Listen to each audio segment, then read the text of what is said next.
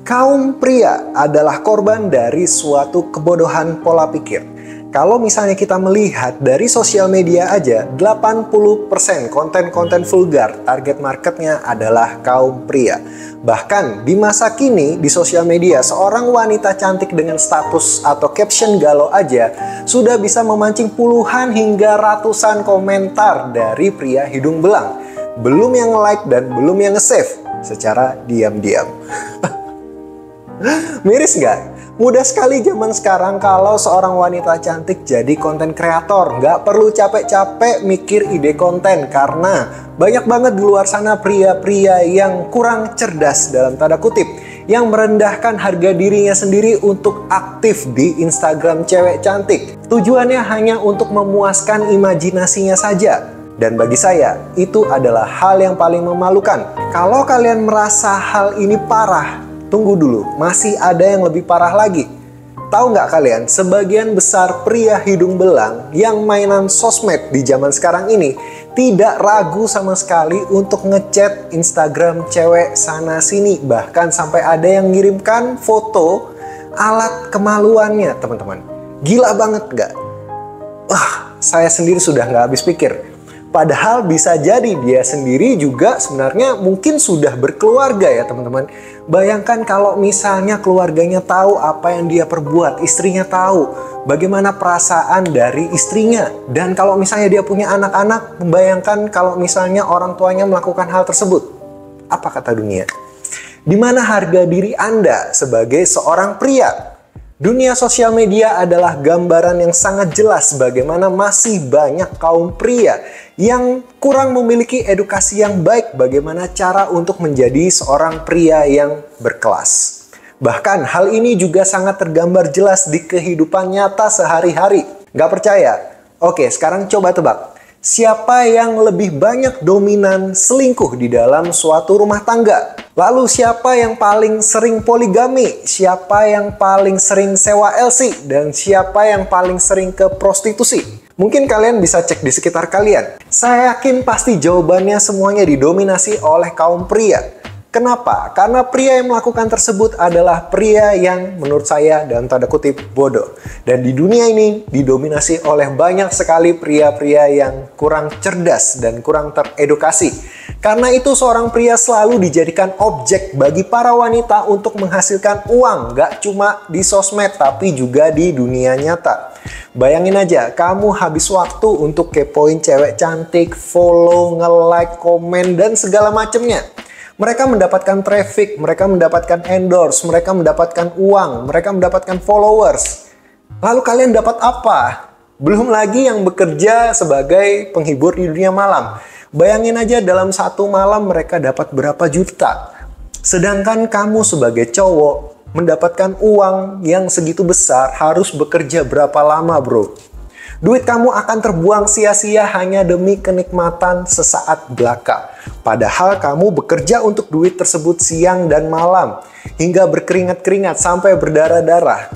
Apalagi namanya kalau bukan suatu kebodohan. Saya mau bilang, tidak akan ada bisnis kalau tidak ada marketnya.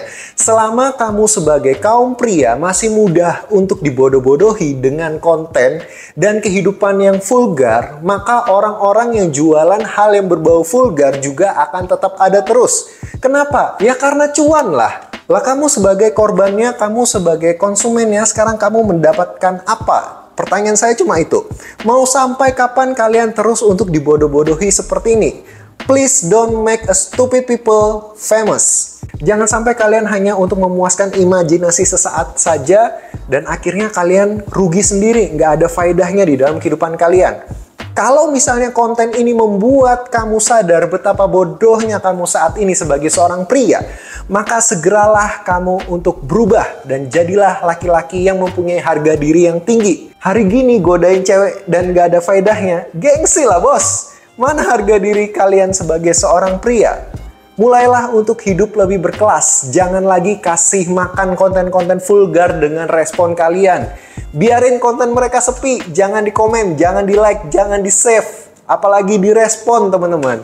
Nggak perlu, teman-teman, nggak perlu. Kalian bisa lakukan hal itu bertahap ya, teman-teman. Itu namanya penyembuhan dari adiktif ke konten-konten yang sifatnya vulgar, teman-teman. Jadi bagi kalian yang ngerasa bahwa, oh ini memang sudah tidak bermanfaat buat saya, perlahan-lahan kalian cobalah untuk berubah. Treatment gimana caranya kalian supaya bisa menghindari rasa adiktif akan konten-konten yang berbau vulgar atau dalam tanda kutip mini porno. Lalu kita berbicara untuk kehidupan nyata sendiri. Please, mendingan kalian kembali fokus untuk menata hidup kalian dengan lebih baik. Apalagi kalau misalnya kalian sudah berkeluarga. Mending kalau kalian punya uang lebih, itu buatlah untuk menaikkan taraf hidup keluarga kamu saja agar lebih sejahtera dan lebih hidup layak. Janganlah kamu menghabiskan uang kamu untuk foya-foya, apalagi untuk wanita-wanita simpanan yang mungkin tidak akan peduli nantinya dengan nasib kamu ke depannya.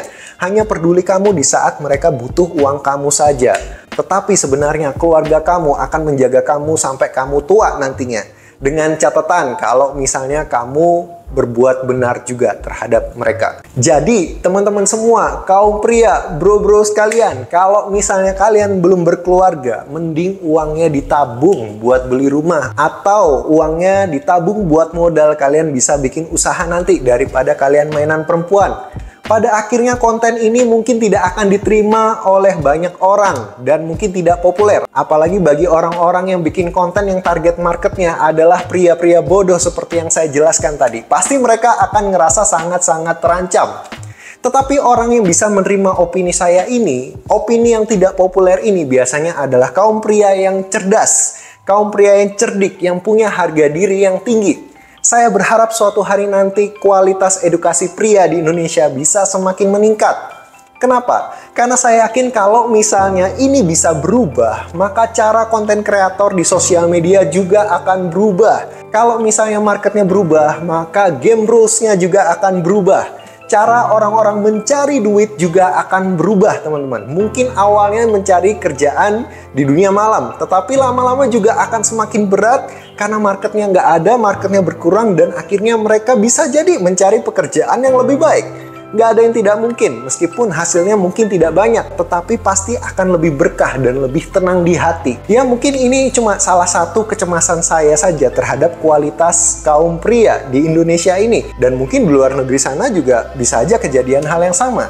Tetapi semoga dari konten ini kalian bisa dapat insight-nya ya teman-teman. Dan ini semoga sekali ini bisa bermanfaat bagi kalian, khususnya para kaum pria. Yang terpenting jadilah pria yang berkelas dan pria yang bekerja keras. Dan saya berharap ini bisa membuka mata kalian, membuka hati kalian, memberikan kalian wawasan yang lebih luas, dan kalian bisa mengerti kenapa saya harus menjadi pria yang berkelas. Oke, mungkin gitu aja sharing kita kali ini. Jadi semoga ini bermanfaat. Kalau misalnya kalian ngerasa ini kontennya benar-benar bermanfaat dan kalian mau merubah pola pikir orang-orang yang ada di sekitar kalian, baik itu misalnya kalian yang nonton ini sebagai seorang istri atau kalian punya pacar yang mungkin pacar kalian atau cowok kalian itu pola pikirnya belum berubah, silahkan share video ini biar mereka paham. Kasih tahu mereka bahwa jangan jadi pria yang rendahan. Jangan jadi pria yang gampangan. Jangan jadi pria yang mudah diporotin. Pria yang pola pikirnya sempit. Pria yang tidak bisa memikirkan jauh ke depan. Dan saya berharap semoga kalau misalnya yang nonton ini adalah seorang cewek yang kalau misalnya cowoknya berlaku hal yang seperti saya jelaskan tadi, semoga cowok kalian, pacar kalian, suami kalian itu bisa segera bertobat gitu. Dan bisa menjadi seorang pria yang lebih berkelas lagi. Oke, mungkin sekian dulu sharing saya. Sekali lagi semoga ini bermanfaat. Kalau misalnya kalian punya pendapat lain atau opini lain, silakan free to share, kalian bisa tuliskan di kolom komentar di bawah ini. Akhir kata, saya Joshua Favian, terima kasih banyak sudah mendengarkan opini saya kali ini. Sampai jumpa lagi di kelas mindset berikutnya. Stay healthy and God bless.